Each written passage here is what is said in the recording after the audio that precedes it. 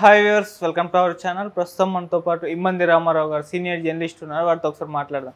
Sir నమస్కారం. Sir నమస్తే బాబు. Sir, ఇవాళ సూపర్ స్టార్ కృష్ణ గారి జయంతి సందర్భంగా మరి ఆయన గురించి మీకు తెలిసిన కొన్ని ఇంట్రెస్టింగ్ విషయాలు మాతో పంచుకుంటారా సార్? తప్పకుండా అండి. ముందుగా సూపర్ స్టార్ కృష్ణ గారి తాలూకు అభిమాన ప్రేక్షకులు అందరికీ ప్రపంచవ్యాప్తంగా ఉన్నాయి. వాళ్ళందరికీ హృదయపూర్వకంగా మనం శుభాభినందనలు తెలియజేస్తూ కృష్ణ గారిలో ఉన్నటువంటి కొంచెం ముఖ్యమైన విషయాలను మనం ముచ్చటించుకుందాం. కృష్ణ గారు తేనె మనసుల్లో నటించినప్పుడు ఆయన బంగారంలాగా ఉండేవాడు, కానీ ఆయన నటన అంత ఉన్నతమైన స్థాయిలో లేదు. కృష్ణ గారితో కలిసి నటించినటువంటి రామ్మోహన్ని బాగా నటించారు, ఆంధ్ర దేవానంద్ అన్నారు, కానీ కృష్ణ గారిని మొదట్లో అంత పొగిడేవారు కాదు. కానీ తర్వాత సినిమాల్లో అయ్యేసరికి కృష్ణ గారు కొంచెం పైకొచ్చాడు, ట్రెండ్ సెట్టరు అయ్యాడన్నది గూఢచారి 116. ఆ గూఢచారి 116లో నటించడం అప్పుడు పెద్ద ట్రెండ్ సెటర్ అయిందన్నమాట. దాంతో ఇంకా గూఢచారి పిక్చర్స్ ఎన్ని వచ్చాయన్నమాట. అలాగే నటనకు ఫస్ట్ శ్రీకారం చుట్టింది కూడా మాయదారి మల్లిగాడు అనే సినిమా ఉంది, కృష్ణ గారు మంజుడు గారు. ఆ సినిమాలో కూడా అంటే కేర్ ఫ్రీ బాయ్లా ఉన్నట్టు కాకుండా కొంచెం సెటిల్డ్గా చేశాడు. యాక్షను, డ్రామా, యాక్షను అన్నీ మిళితం అయిపోయి కృష్ణ గారిని ఒక నటుడుగా నిలబెట్టాయి. తర్వాత కృష్ణ గారిలో కృష్ణ గారి కంటే ముందు సాహసం, కృష్ణ గారి కంటే ముందు అంటే దాన్ని ఏమంటారు, సాధించే గుణం. సాహసం ఆయన సొత్తే. ఏదైనా సాధించే వరకు నిద్రపోరన్నమాట ఆయన. ఆల్మోస్ట్ మన తెలుగు తెర ఎదుగుదలంతా కృష్ణ గారితోనే స్టార్ట్ అయింది. 70mm కానీ, సినిమా స్కోపులు కానీ, రంగుల చిత్రాలు కానీ, తర్వాత ఏంటంటే మోసగాడు లాంటి ఒక పెద్ద కౌబాయ్ చిత్రం, ఇంగ్లీష్ చిత్రంతో సమానంగా ఉన్న చిత్రం కానీ, తర్వాత అల్లూరి సీతారామరాజు అనేటువంటి చిత్రం, చారిత్రాత్మక చిత్రాన్ని ఆ రోజుల్లో అంత రిస్క్ చేసి చేయడం కానీ, అవన్నీ కృష్ణ గారికి సాధ్యమే, లేకపోతే సాధ్యం కావు కదా. అల్లూరి సీతారామరాజు సినిమా సెస్లోకి వెళ్ళింది, అవుట్డోర్ వెళ్ళారు. అక్కడ వి రామచంద్రరావు అనే డైరెక్టర్ చచ్చిపోయాడు, 1/4లో చచ్చిపోయాడు. సినిమా ఎలా పూర్తి చేయాలా, కానీ ఆ స్క్రిప్ట్ని మిగతా వాళ్ళకి ఇవ్వడానికి ఆయనకు ఉద్దేశం లేదు. ఆయనే డైరెక్షన్ చేశాడు. దానికి కొంతవరకు నిర్మల గారు సహకరించారన్నమాట. ఇక్కడ ఎలా ఉందంటే కృష్ణ గారి తాలూకు ప్రయత్నాలు ఏవైనా సరే మనస్ఫూర్తిగా నమ్మి ప్రయత్నం చేసేవాడు, కానీ అందుకని సాధించాడు. అది ఒక కోణం. కృష్ణ గారి పద్మాలయ స్టూడియో ఎప్పుడు కళకళలాడుతూ ఉండేది. తన దగ్గరికి ఎవరు వచ్చినప్పుడు కూడా ఏం చేస్తున్నావయ్యా అంటే, ఏలేదు ఖాళీగా ఉన్నానండి, అక్కడ ఊర్లో వ్యవసాయం బాగలేదు అంటే, మీకు సినిమా మొదలుపెట్టు అని చెప్పేసి. అంటే చాలామంది ప్రొడ్యూసర్లు కృష్ణ గారు తీసుకొచ్చి నిలబెట్టిన ప్రొడ్యూసర్లే. ఆయన దగ్గర ఉన్న 1,00,000-2 లక్షలు అక్కడ పెట్టేస్తే మిగతా ఫైనాన్స్ని పిలిచి మీరు మాట్లాడుకోండి, అయ్యా సినిమా ఎంత అవుతుందో ఏమిటో నిలిపేవారు. అలాగా కృష్ణ గారి కాంపౌండ్లో ఎప్పుడూ 10 చిత్రాలు గోపీకృష్ణ గారి ఏదో రకరకాల పేర్లతో ఆ కృష్ణ గారి భరోసాతోనే స్టార్ట్ అవుతుండే, కృష్ణ గారి తాలూ కమిట్మెంట్తోనే పూర్తవుతుండే. ఆ చివరిలో ఏవైనా డబ్బు ఒక 50,000 కావాలంటే ఇచ్చేవాడు. ఒకవేళ కృష్ణ గారికి 50,000 రావాలంటే తర్వాత సినిమా చూసుకుందామయ్యా అనేవారు. అలా ఉండేది అన్నమాట. అందువల్ల ముందు ప్రొడ్యూసర్ని ఉత్పత్తి చేసే వెనుక మనిషిగా ఉండేవాడు. కృష్ణ గారి తాలూకు పద్మాలయ స్టూడియోలో ఎప్పుడూ 100 మందికి భోజనాలు ఉండేవి. 4-5 కంపెనీలు ఉండేవి. 4-5 కంపెనీల్లో టెక్నీషియన్స్ వీళ్ళందరూ భోజనాలు చేస్తుండేవారు. ఎప్పుడు భోజనాలకు కరువు అయ్యేది కాదు. సాంకేతిక నిపుణులు చాలా దాన్ని ఏమంటారంటే భరోసా ఇచ్చే ఒక పెద్దింటి వాళ్ళు అంటాం కదా, అంటే ఏంటి, వాళ్ళకి బాగా డబ్బు ఉంది, బాగా దేనికి లోటు లేదనే కదా మనకు ఆలోచన. వాళ్ళు పెద్దింటి వాళ్ళు అంటాం కదా, అలాగా పద్మాలయ సంస్థ ఒక పెద్ద సంస్థ అయిపోయింది. నిత్యము పెళ్ళి కళ ఉట్టుపడుతూ ఉండేది అన్నమాట. 2 సినిమాల గురించి మనం ప్రత్యేకించి చెప్పుకోవాలి. ఏంటంటే మోసగాడు తీసినప్పుడు కృష్ణ చాలా బాధపడ్డాడు. ఎందుకంటే డైరెక్టర్ చచ్చిపోయాడు, డైరెక్షన్ చేసుకోవాలి. ఒక పక్క నిర్మల గారు డైరెక్షన్ చేస్తున్నారు, యాక్షన్ చేస్తున్నారు, అందరూ పెద్ద పెద్ద కాంబినేషను. తారాడారిలో షూటింగు, అక్కడ మాత్రం చాలా బాధపడ్డానని ఆయనే చెప్పారన్నమాట. అది ఇఫ్ ఇట్ ఈస్ నన్నదర్ కృష్ణ ఆ సినిమా వచ్చి ఉండేది కాదు. ఆ కృష్ణ కాబట్టి ఆ సినిమాను బయటికి తీసి రాగలిగాడు. అందరూ బ్లేమ్ చేశారు. ఏమిటండి మీకు హాయిగా సినిమాలు బ్రహ్మాండంగా వెళ్ళిపోతున్నాయి కదా, మీరు అట్లాంటి సినిమాలు చేసుకోవడం మాసి ఈ కౌబోయ్ చిత్రాలు, తారాడాలు ఇవన్నీ మీకు అవసరం అని తిట్టారు కొంతమంది.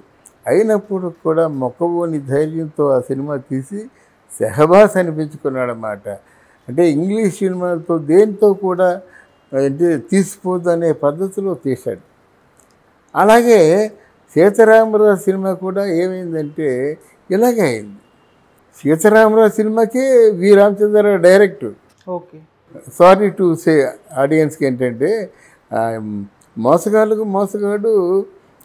కేఎస్ఆర్ దాసు లేదా కృష్ణ గారు మొత్తం ఇద్దరు చేశారో ఏదో తెలియదు. కానీ సీతారామరాజు మాత్రం వి రామచంద్రరావు మధ్యలో చనిపోయిన తర్వాత అంటే ఎప్పుడుదో కదా సడన్గా గుర్తుకొచ్చింది.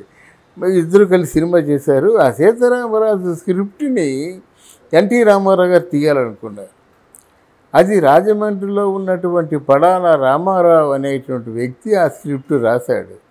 అంటే రాజమండ్రిలో ఉన్నటువంటి పడాల రామారావు ఎన్ఐటి బ్యానర్లో కూర్చొని స్క్రిప్ట్ రాసి ఆయన ఒక తెక్క పని చేశాడు. ఆ తెక్క పని ఏంటంటే పితూరి అడ్డూరి సీతారామరాజు అని పెట్టాడు. అంటే అప్పుడు అలాగే పితూరి అదిగో సీతారామరాజు వచ్చేసాడు, అక్కడ ఉండేవాడు కాదు. ఇదిగో అక్కడ పోలీస్ స్టేషన్ ఏమో మొత్తం ధ్వంసం చేస్తాడు, అక్కడ ఉండేవాడు. అదిగో సీతారామరాజు ఎక్కడ చూసినా ఆయన పేరే. అంటే పితూరి అన్నమాట. అప్పుడు పితూరి పుడుతుందా అంటుండేవారు అనమాట. ఆ పితూరి పుట్టించేవాడు అనమాట.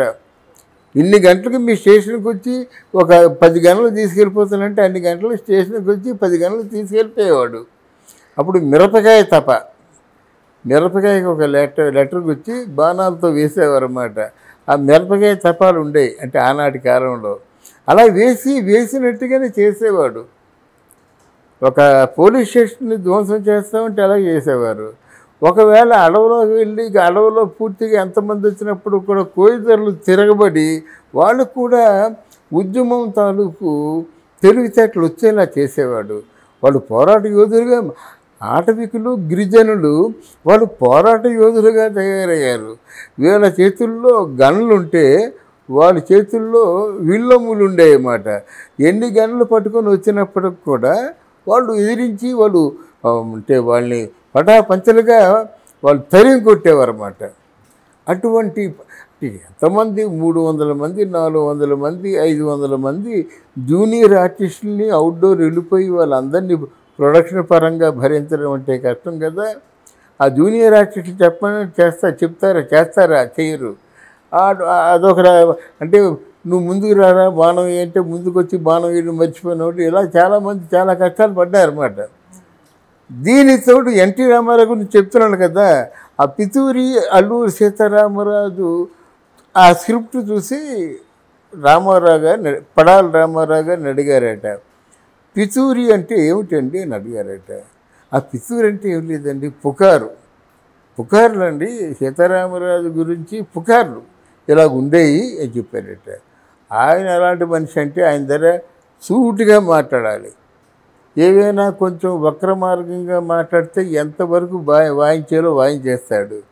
పితూరులు మనకెందుకండి, వాస్తవాలు మనకు కావాలన్నాడు. ఈయన అవాక్ అయిపోయాడు. అవును మీ పితూరులు మాకెందుకండి, వాస్తవ ఘటనలో మాకు చెప్పండి అంటే, లేదండి ఆ సీతారామరాజు కథ అంతా పితూరులతోనే ముగిసింది కనుక మీ పితూరి అని పేరు పెట్టామంటే అచ్చా ఆలోచిద్దామని చెప్పాడు. ఆ స్క్రిప్ట్ పక్కన పడేశాడు. ఈలోగా కృష్ణ గారు తీశారు. ఈయనకి అపార్థాలు, గొడవలు, సినిమా ఉంది, సినిమా రిలీజ్ అయిపోయింది. ఓ బ్రహ్మాండమైన విజయం అయిపోయింది. అప్పుడు రామారావు రెడ్డి గారు అన్నమాట, అంటే సీతారామరాజు సినిమా స్క్రిప్ట్ ఏమిటి, తందరి ఉన్న స్క్రిప్టేనా అని ఆలోచించుకున్న తర్వాత ఏమో రోజు షో అరేంజ్ చేయమని చెప్పండి అని చెప్పాడట. అరేంజ్ చేశాడు కృష్ణ. అంటే ఏంటి, ఈ స్క్రిప్ట్లో ఉన్న ఏమైనా ఉన్నాయా అంటే అందులో ఏమీ లేదు, అద్భుతంగా చేశాడు. అందులో ఒక పాటకి తెలుగు వీర లేవరా అనే పాటకి మనకి జాతీయ అవార్డు కూడా వచ్చింది శ్రీశ్రీ గారి గేయానికి. ఎక్కడ చూసినా సీతారామరాజు సినిమా గురించి మాట్లాడడమే. ఎన్టీ రామారావు గారి సినిమా చూసి గాఢంగా కృష్ణ గారిని కౌగిలించుకొని, షబాష్, ఒకవేళ నేను మొదలుపెట్టినా, నేను ఈ సినిమా తీసినా నీలా తీయలేను అంటే వాళ్ళు ఎంత మంచి క్యారెక్టర్లో ఆలోచించండి. ఇది ఎలా ఉందా. తర్వాత ముఖ్యంగా కృష్ణ గారు ఎదుట నటుడిని బాగా గౌరవించేవాళ్ళు. పొరపాటున శోభన్ బాబుతో కానీ కృష్ణ గారు నటించినట్టయితే శోభన్ బాబు గారిని ఒక మెట్టు పైనుంచేవాడు అన్నమాట. అది ఆయనలో గొప్పతనం ఒకటి. మూడోది ఏమిటంటే విజయ నిర్మల గారి కృష్ణ పెళ్ళి కూడా అనుకోకుండా జరిగింది. సాక్షి అనే సినిమా బాపు రమణ గారు ప్రారంభించినట్టయితే అది ఈయన యాక్ట్ చేశాడు. యాక్ట్ చేస్తే అది పానుగంటి లక్ష్మీ నరసింహం ఎవరో నాకు బాగాలేదు, ఒకవేళ పేరు తప్పితే నన్ను క్షమించాడు ప్రేక్షకులు అనుకుంటాను, ఎప్పుడుదో కదా. అది మంచి పేరెన్నిక నవల. అందులో కృష్ణ గారి తాలూకు యాక్టింగ్ చూడాలంటే అందులోనే చూడాలి. అభయస్తుడిగా ముఖ్యంగా ఆ మృత్యువు తరుముకొస్తున్నప్పుడు ఆయన నటించిన నటన మనం మర్చిపోలేం. కృష్ణ గారు నిజంగా చాలా బ్రహ్మాండంగా అవార్డులు వచ్చేలా నటించారంటే ఆ సినిమానే చెప్పుకోవచ్చు. ఆ సినిమాలోనే నిర్మల గారికి కృష్ణ గారికి మనసులు కలిశాయి. అక్కడ మన రమాప్రభ, మన రాజబాబు ఉండేవారు. మీరిద్దరూ బాగా సెట్ అయిపోయినట్టే ఉంది. అక్కడికి వెళ్ళి చూడండి, అది ఆయన ఆ దేవుడు ఎవరు అనుకుంటారు, మీసాల కృష్ణుడు. ఆ దేవుడి దగ్గరికి వెళ్ళి ఎవరైనా మనసులో కోరికలు ఏమైనా ఉన్నట్టయితే వాళ్ళు తప్పకుండా కోరికలు తీరుతాయని చెప్పాడు అన్నమాట. అంటే వీరిద్దరూ పెళ్లి చేసుకుంటారనేటువంటి ఒక అండర్స్టాండింగ్కి వచ్చేసారన్నమాట.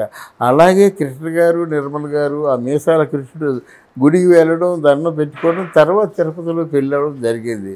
మరి ఏ ముహూర్తాన పెళ్ళయిందో కృష్ణ గారి జీవితంలో చివరి క్షణాల వరకు, తన చివరి క్షణాల వరకు, ముందు నిర్మల గారు పోయారు, తర్వాత కృష్ణ గారి అంటే నిర్మల గారు ఎలాగైతే మర్చిపోలేదో, చిన్న బిడ్డలాగా సాగుతూ జీవితాంతం పెంచుకుందో, ఆవిడ తాలూకు జ్ఞాపకాలతో ఆవిడ తాలూకు శిలా విగ్రహాన్ని తన గార్డెన్లో పెట్టించుకొని అలాగా ఆవిడని చూస్తూనే కాలం గడిపేశాడు కృష్ణ గారు. అంతటి ప్రేమికులు సినిమా ఇండస్ట్రీలో మొత్తం ఎవరైనా ఉన్నారంటే 4 సంవత్సరాలు కలిసి ఉండడం, తర్వాత విడాకులు ఇచ్చుకోవడం తప్ప అంతకంటే ఎక్కువగా 14 సంవత్సరాలు ఉన్నటువంటి శరత్ బాబు, రమాప్రభ కూడా విడాకులు ఇచ్చుకున్నారు. అందువల్ల మనం ఆయన ఒక స్ఫూర్తిగా తీసుకోవచ్చు. ఒక నిర్మాతగా కానీ, ఒక డైరెక్టర్గా కానీ, ఒక ప్రొడ్యూసర్గా కానీ, ఒక హీరోగా కానీ, ఒక మంచి మనిషిగా కానీ. తర్వాత ఆయన జీవితంలో ముఖ్యమైన ఘట్టాలు ఏమిటంటే, రాజీవ్ గాంధీ అంటే కృష్ణ గారికి చాలా ఇష్టం. ఆ రాజీవ్ గాంధీ గారి తాలూకు ప్రేరణతోనే కాంగ్రెస్ పార్టీలో కలిశారన్నమాట. కలిసి గెలిచారు. తర్వాత ఇంకొక పార్టీలో చేరమంటే ఎంతమంది ఎంత ప్రెషర్ పెట్టినా అంటే ఆయన కమిట్మెంట్ అలా ఉండేదన్నమాట. అదొకటి ఆయన జీవితంలో మర్చిపోలేని ఘట్టం ఏంటంటే, బాలసుబ్రహ్మణ్యం గారు కృష్ణకి పాటలు పాడుతుండేవాడు. ఏదో మధ్యవర్తుల వల్ల ఇద్దరికీ అంతరాయం కలిగి కృష్ణ గారు ఇంకా సుబ్రహ్మణ్యాన్ని పిలవద్దయ్యా అని చెప్పాడని చెప్పేసి ఒక 3 సంవత్సరాలు ఆయన చేత పాట పాడించలేదు. అప్పుడే రాజు సీతారాం వచ్చాడు సింహాసనం సినిమాకి గాను. కానీ ఎంత డిప్లొమాటిక్గా కృష్ణ గారు తన తప్పును తెలుసుకున్నట్టయితే ఎవరో చెప్పారు, వేటూరు సుందరరామూర్తి ఎవరో చెప్పారు, లేదు కృష్ణ గారు ఫీల్ అవుతున్నారయ్యా, నువ్వేంటి భీష్మించుకొని కూర్చుంటావు, వెళ్ళి ముఖాముఖిగా మాట్లాడుకుంటే తెలిసిపోతుంది కదా అని చెప్పేసరికి బాలు చెప్తుంటాడనమాట. వెళ్ళిన తర్వాత సినిమా చేద్దామండి అన్నట. గత విషయాలు ఏవి కూడా కదపకంట, ఫ్రెష్గా తాజాగా అప్పుడే నిన్న కలిశారు ఇవాళ కలిశారు అన్నట్టుగా మాట్లాడి మనం సినిమా చేద్దామండి అని చెప్పేసి, గతంలో ఏం జరిగిందో అని బాలు అడగలేదు, ఈ కృష్ణ గారు వచ్చారు. అంటే అంత డిప్లొమాటిక్ మనిషి అండి. ఎవరికైనా కష్టాలు వచ్చినా నష్టాలు వచ్చినా ఎంతమంది సగం మంది ఇండస్ట్రీలో సగం మంది ప్రొడ్యూసర్ని ఎన్టీ రామారావు తయారు చేసినట్టయితే మిగతా వాళ్ళలో సగం మంది ప్రొడ్యూసర్ని కృష్ణ గారు తయారు చేశారు.